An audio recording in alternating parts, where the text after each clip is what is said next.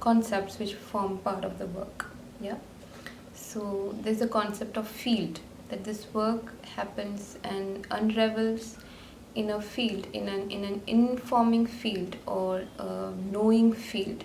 Yes. Specifically, it is also called the morphogenetic field. It was founded by Rupert Sheldrake.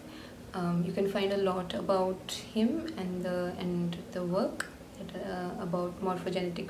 So you can find a lot about him and about So in this work, the field, as I'm talking about, is this ability that we have of just being tuned in. Yeah. A very simple example of the morphogenetic field would be that you are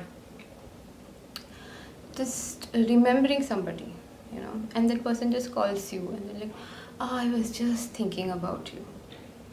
Yeah. So there's a connection beyond that.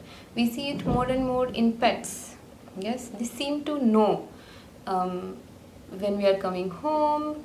Yeah, even if it is random times. I've seen that with a lot of friends and in my own experiences also. Yeah. So there is this knowing that we have, and we work. The other important concept used in this work is phenomenology. So phenomenology is the ability to be able to sense and feel into our bodies. Yeah, in very simple ways. Yeah, in very